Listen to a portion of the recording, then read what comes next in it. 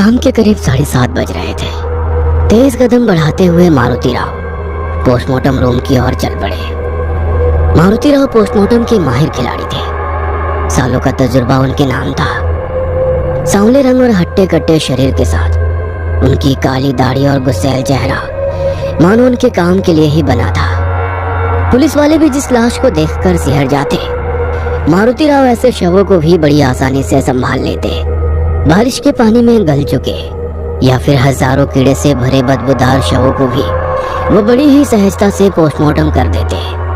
उनकी इसी हिम्मत की वजह से सरकारी अस्पताल के उनके साथी उनकी खूब तारीफ किया करते थे और इसी हिम्मत की वजह से अस्पताल के सीनियर डॉक्टर सावंत साहब मारुति राव पर खास मेहरबान थे। चलते चलते मारुति राव के दिमाग में कल रात डॉक्टर सावंत से हुई बातें घूम रही थी। कल रात के 11:30 बज चुके थे। अपने छोटे से घर के बाहर हॉल में मारुति राव सोफे पर आंखें बंद करके आराम से लेटे थे। तभी सामने कांच की मेज पर रखे फोन की घंटी बजी। दीवार पर लगी घड़ी की तरफ देखते हुए उन्होंने फोन उठाया। हाँ बोलिए सावंत साहब। दूसरी तरफ से सावंत की आवाज आई। मारुति, एक लड़का है, उसे काम से निकालना है। मतलब मुझे उल्टा सीधा जवाब देता है, इसलिए तुम्हारे पास ड्यूटी लगा दी है। साहब, नाम क्या है उसका? दीपक नाम है उसका।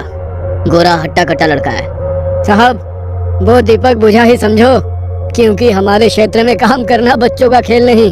मारुति, तुमसे एक बात पूछूं? मारुति राव ने सावंत साहब की हिचकिचाती आवाज बिल्कुल सही ढंग से समझ ली थी। मारुति राव बड़े ही सहजता से बोलते हुए बोले, अरे साहब, संकोच कसला करते हो, पूछो ना। मारुति, इतने सालों से तू पोस्टमार्टम का काम ही कर रहा है, लेकिन तेरी भूत पिशाच जैसी चीजों पर विश्वास है क्या रे?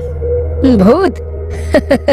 साहब, यह सब बकवास है और इन सब बकवास में मैं विश्वास नहीं रखता। आत्मविश्वास से उत्तर देते हुए मारुति राव ने फिर कहा, ठीक है, वो छोड़ो। साहब, आप कब आ रहे हैं? अरे मैं अभी भी मुंबई में ही हूँ, कल शाम तक वहाँ पहुँच जाऊंगा। 8 घंटे का सफर है, इसलिए देर हो ही जाएगी। और हाँ मारुति, उस लड़के की मतलब दीपक की एक खासियत है। खासियत? वो कैसी? अभी थोड़ा काम है, कल वहाँ आता हूँ, तब मिलकर बात करेंगे। इतना बोलकर डॉक्टर सावंत ने फोन काट दिया। कल रात की बात याद आते ही उनके चेहरे पर एक हल्की सी मुस्कान फैल गई। आज सावंत साहब ने एक और कामयाबी उन पर थोप दी थी। उन कर्मचारियों की ड्यूटी जो उन्हें पसंद नहीं थे, मारुति के पोस्टमार्टम विभाग में लगा दी जाती थी, जिससे वो खुद ही नौकरी छोड़ देते थे। चलते चलते मारुति सरकारी अस्पताल के पीछे स्थित पोस्टमार्टम रूम के पास पहुंच गया। वो इमारत काफी पुरानी हो चुकी थी।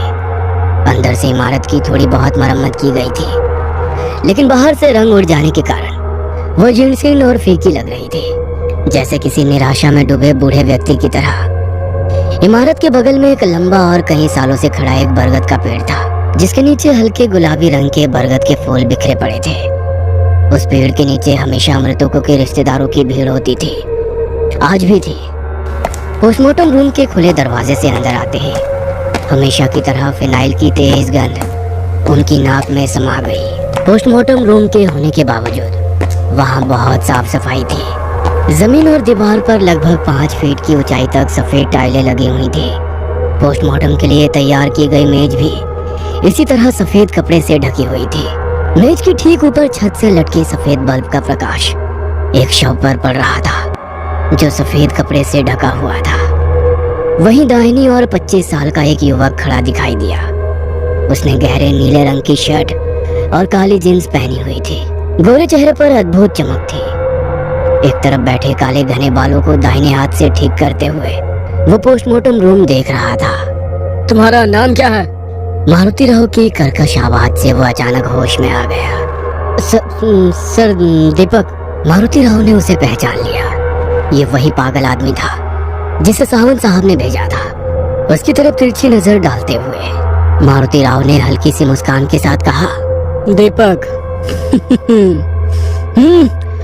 पोस्टमार्टम देखते वक्त बुझ मत जाना दीपक। मारुति राव ने पोस्टमार्टम का पोशाक पहना और सामने काले रंग का प्लास्टिक कागज बड़े करीने से बांधा। पोस्टमार्टम टेबल पर रखे शव की तरफ देखते हुए उन्होंने दीपक से कहा, अगर डर लग रहा है तो अभी बता दो। क्या है कि बहुत सारे लोग यहाँ चक्कर आके बेहोश हो जाते हैं, इसलिए बोल रहा हूँ। और ऐसा कहते हुए उन्होंने शव से सफेद कपड़ा हटा दिया। शव की हालत देखकर मारुति राव बोले, लगता है कोई 25 साल का नौजवान है। सिर बुरी तरह से कुचला हुआ है। मतलब किसी ने इसके सिर पर कोई बड़ा पत्थर मारकर इसकी हत्या की होगी। शव की हालत देखकर दीपक ने झट से अपनी आंखें बंद कर ली। इतनी जल्दी डर गए? अभी तो सिर्फ सिर फूटा है। पोस्टमार्टम के दौरान शरीर के अलग अलग अंग बाहर निकालने होंगे, तब क्या करोगे? मारुति राव की बात दीपक को थोड़ी चुभी। थोड़ी हिम्मत जुटाकर दीपक ने शव की तरफ देखा और शांति से कहा, इसकी हत्या नहीं हुई है। ड्यूटी पर जाते समय इसकी गाड़ी स्लिप हुई होगी और किसी भारी वाहन का पहिया इसके सिर के ऊपर से गुजर गया होगा, इसलिए इसका चेहरा भी पहचान में नहीं आ रहा है। अरे वाह, बड़ा हिम्मत वाला है तुम। लाश देखते ही निष्कर्ष निकालने लगा। दीपक बिना कुछ बोले चुपचाप सब देख रहा था। मारुति राव ने पोस्टमार्टम टेबल के पास रखी स्टेनलेस स्टील की ट्रे से सर्जिकल ब्लेड उठाया और दीपक की तरफ देखते हुए फिर बोला, इतना क्यों डरा हुआ है? पोस्टमार्टम तो मैं कर रहा हूँ, पर लगता है तुझे कुछ पता है। इस पर दीपक ने लाश की तरफ घूरती हुई आंखों से देखते हुए गंभीर आवाज में कहा, इसके शरीर से बाहर निकले इसकी आत्मा को अपने शरीर का ऐसे पोस्टमार्टम होते देख कैसा लग रहा होगा? इसकी आत्मा कहाँ है? मुझे भी दिखा जरा। मारुति राव के इस मजाकिया लहजे पर दीपक बोला, देखना है, और अगर मैं इसकी आत्मा दिखा भी दूं तो क्या तुम यकीन करोगे? क्योंकि इस लाश का तो चेहरा भी नहीं पहचाना जा सकता। तो तुम कैसे पहचानोगे कि ये इसकी आत्मा है? दीपक की बात सुनकर मारुति राव ने अपनी भौहें ऊंची कर ली, फिर मजाकिया लहजे में बोले, आत्मा? अरे ये सब बकवास है, कोरी कहानियां है, और ऐसी कहानियों पर हमारा कोई विश्वास नहीं है। दीपक ने शांत और गंभीर स्वर में कहा, बकवास? माफ कीजिएगा सर, लेकिन जब तक हम किसी चीज को देख नहीं लेते तब तक उस पर यकीन नहीं करते। और हाँ, आपका यकीन हो या ना हो, उन पर कोई फर्क नहीं पड़ता। हमारे इस पोस्टमार्टम के काम को देखकर ही ये भूत प्रेत हमसे डरते हैं। दीपक के असहज चेहरे की तरफ देखते हुए मारुति राव बड़े आत्मविश्वास से बोल रहे थे, उन्हें डरने की क्या जरूरत है? जख्म दर्द होने के लिए उनके पास शरीर होता ही कहाँ है? वे बेधड़क कहीं भी घूम सकते हैं, आपके सामने भी। दीपक की इस चुनौती भरी बात से मारुति राव को थोड़ा गुस्सा आ गया। उन्होंने झट से अपने हाथ में पकड़ा सर्जिकल ब्लेड टेबल पर रखे शव के गले पर रखा और जोर से नीचे पेट तक चीर दिया। ये देखकर दीपक के चेहरे का रंग उड़ गया, लेकिन वो सामने हो रहे इस भयानक दृश्य को अपनी खुली आंखों से देख रहा था। दीपक के डरे हुए चेहरे को देखते हुए मारुति राव ने अपने हाथों में सफेद दस्ताने चढ़ाए और शव की फटी हुई त्वचा के अंदर हाथ डालकर लाल लाल अंगों का मांस बाहर निकाला। इसके फेफड़ों की हालत देखोगे? शराब सिगरेट का नतीजा है ये सब। तिरछी नजरों से दीपक की ऊपरी जेब से झांकते सिगरेट के पैकेट को देखते हुए हल्की सी मुस्कान के साथ बोले, तेरे फेफड़ों की भी ऐसी ही हालत हो गई होगी, अभी चेक करूं क्या? वे कुछ मजाकिया लहजे में बोले। दीपक कुछ भी नहीं बोला, बस चुपचाप सब कुछ देखता रहा। शव के शरीर के टुकड़े टुकड़े करते हुए मारुति राव एक एक करके सभी जरूरी अंगों के सैंपल ले रहे थे। उन्होंने हथौड़े से खोपड़ी को ढक्कन की तरह खोला और दीपक की तरफ देखा, लेकिन वह वैसे ही भाव शून्य चेहरे के साथ शव को देख रहा था। उसके ऐसे चेहरे को देखते हुए मारुति राव मन ही मन बोले, लड़का थोड़ा हिम्मत वाला तो लगता है। और कटे फटे शरीर को ठीक करके फिर से टाके लगा दिए। अगली डेड बॉडी का पोस्टमार्टम मैं खुद करूंगा, आज तो सिर्फ देखने का काम कर। दीपक की तरफ देखते हुए उन्होंने कहा और पोस्टमार्टम किए हुए शव को कवर करके जमीन पर रख दिया। तभी उनकी नजर बगल में रखी दूसरी डेड बॉडी पर गई। सफेद कपड़े से ढका हुआ वो शव कुछ देर पहले ही आया था। लाश के पास रखे पैड पर मृतक का नाम लिखा था। उसे देखकर मारुति राव ने अपनी भौहें थोड़ी सिकोड़ ली और दीपक की तरफ देखा, लेकिन वह वैसे ही थोड़ा निडर होकर खड़ा था। अब वो सच में निडर था या निडरता का दिखावा कर रहा था, ये उन्हें समझ नहीं आ रहा था। मतलब कुछ लोगों का ऐसा ही होता है, अंदर से चाहे कितना भी डर जाए पर उस डर को चेहरे पर नहीं आने देते। मारुति राव ने पैड पर लिखी जानकारी पढ़ी और शव के चेहरे से धीरे से सफेद कपड़ा हटाया। ऐसा करते ही उनके हाथ से वो पैड छूटकर टेबल पर गिर गया। अभी तक एक अजीब से आत्मविश्वास के साथ घूम रहे मारुति राव के चेहरे का रंग ही उड़ गया। वह झट से टेबल से दूर हट गए। एक अजीब सी दहशत मानो उनके दिमाग में घर कर गई थी। उनकी यह हालत देखकर दीपक धीरे धीरे चलकर उनके पास आया। पोस्टमार्टम टेबल पर रखे उस शव पर नजर डालते हुए बोला, डर गए?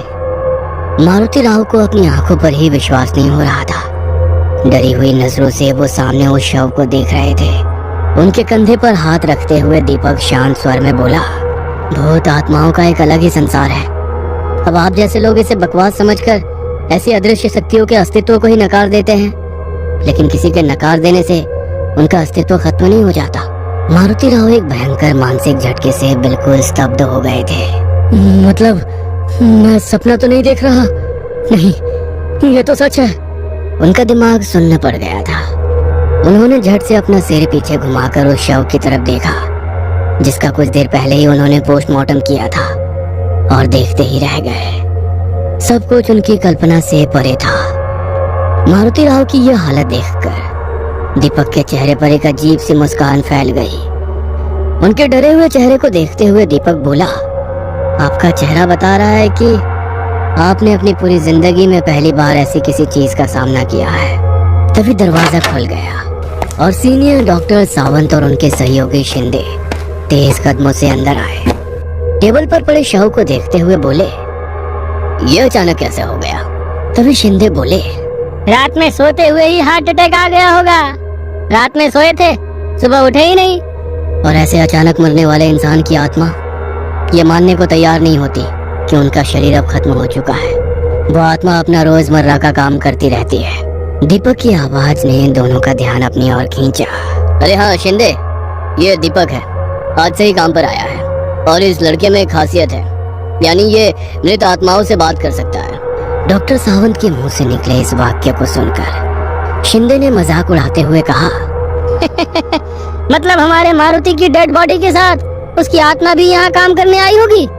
मजाकिया लहजे में डॉक्टर सावंत बोले, इससे ही पूछो, मुझे तो भूत प्रेत जैसी बकवास बातों पर यकीन नहीं है। और शिंदे, टेबल पर रखे दोनों शवों का पोस्टमार्टम करवा दो। दीपक इधर उधर देखते हुए हल्की सी मुस्कान के साथ बोला, मारुति राव को तो ऐसी बकवास बातों पर यकीन था ही नहीं। उसके मुंह से निकले इन शब्दों को सुनकर डॉक्टर सावंत सन्न रह गए।